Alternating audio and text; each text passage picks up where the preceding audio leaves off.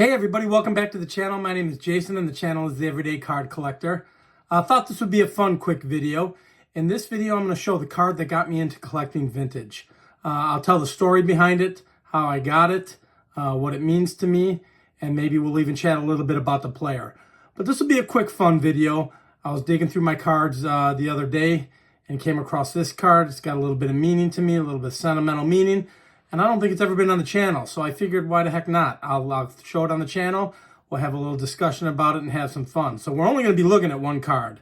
And, I'll kind of give you the details of how I got it, why this card got me into collecting vintage. And then maybe we'll, again, talk a little bit about the player, show some, general stats about the player and that kind of stuff. But should be fun. A little story behind it, so we'll get the camera turned around. I'll show you the card. And we'll take it from there. So, let's get into it.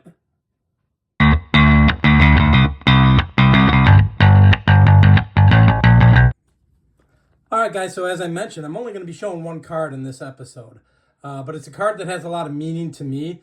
It was truly the card that got me into collecting vintage. It was given to me as a gift.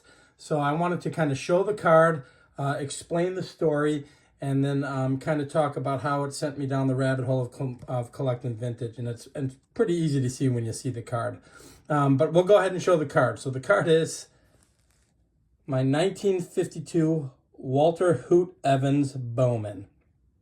And you can see it's a well-loved card, guys. There's the back. It's got some creasing on it. Just a well-loved card. So the meaning behind this card is simple. I don't know the exact year of when I received the card. I'm going to say between 84 and 86. So I was knee deep into collecting my mass-produced era stuff back then as a kid. That'll put me at the age of 11 to 13 years old. And I was collecting all of my stuff, ripping packs of 86, organizing my 85 and 84 top set, and just had no idea what vintage really was. Back then, there were a few small shows that we would go to, some of the smaller shows at the smaller hotels. I remember actually seeing some vintage there and thinking to myself as a kid, who would want all of that old stuff? And some of it looked pretty beat up to me, and I didn't have any grasp or understanding of why you'd want that. Not a real clear understanding of who the players were. At 11 years old, 12 years old, I knew some of the main players. We're talking 84, 85. I knew who Mickey Mantle was, Willie Mays, Hank Aaron. But just really had no grasp on it, as most kids do, right? The hobby now, with a lot of this modern stuff, as crazy as it gets, and these one-of-one debut patches and all these false scarcities set up by numbered cards and parallels and things of that nature, they're almost taking the fun out of it for the kids. And I know I sound a little bit like the get off my lawn guy, but it's a little crazy how it's become almost like gambling / a casino when you're buying a hobby box these days. But this particular card was given to me, and it was given to me by my mother. So my mother worked with a gentleman who collected vintage. I think she had a conversation with him that I collected baseball cards. Again, it was all the mass-produced era, and I was just diving in. I truly, really started diving into collecting in 84, which would have put me at about 10/11 towards the end of 84. So she must have had a conversation with this gentleman, and he gifted her this and said, give this to him. So my mother came home with this card, and I had no idea what it was. First and foremost, what blew my mind is how old it was.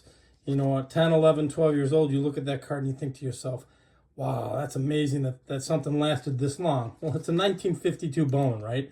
And if it was in the year, let's call it 84. If it was in the year of 84, that was 32 years after the card was made. So it would be the equivalent now of like looking at a, mid-90s card and thinking, wow, that's old. But as an 11-year-old kid, 1952 seemed like 100 years away in 1984. So I just remember thinking to myself, that is an old card. I actually did a little research as a kid on Walt Hoot Evers. I had to relook him up because as a kid, I remember him. He was prominently with the Detroit Tigers. Had a 10-year career. I think he ended up with like a 13 career WAR. He was a serviceable player. 98 home runs, 278 batting average, and 565 RBIs over his 10-year career. He did have one game in 1941, I think, but I think his rookie year is considered 1946. So he played from 46 to 56. Made the All-Star team twice. So, and what I didn't know about him in looking him back up for this video, he's from a small town in Illinois, and actually went to U of I, University of Illinois, so I thought that was cool. Again, he's prominently known for playing with Detroit, but he played with Boston, the Giants, Cleveland, and maybe even a couple other teams. I didn't jot it all down. But this was it. This was the porthole into vintage. Not understanding as an 11-year-old kid why is the card so small. Not understanding why isn't it an actual photograph and it's an artistic rendition. All of those things I didn't really have a whole lot of knowledge on. And shortly after receiving this card, I'd say probably around, if I got this at 11 or 12, by 13, I was already starting to collect vintage. And when I say vintage for me at 12 or 13, so that would be 1986, I was looking at, the 1970 set. And I was looking at the 76 set. I went as far back as 69.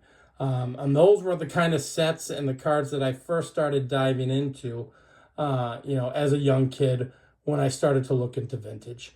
But this was the card that pulled the trigger. This was the card that started it for me. Tremendous sentimental value. Obviously, it came from my mother. I remember her coming home from work and giving it to me. She might not even remember this, but I certainly do. And it's been in my collection ever since. And for a good portion of my collecting years, till I hit about, I don't know, I kind of went in and out of collected till I was about 18, till I hit about my 20s. This was probably my oldest card in my collection. So pretty interesting stuff. But, it's got a special place in my heart. I know because it's Walter Evers, I have looked up some of his other cards, and he's got a real nice 53 Bowman color. So, I might pick that up just for giggles, just to have another card of his. But this is the card that got me into vintage, guys. This is what got me going. So I thought it would be fun to show it on the channel.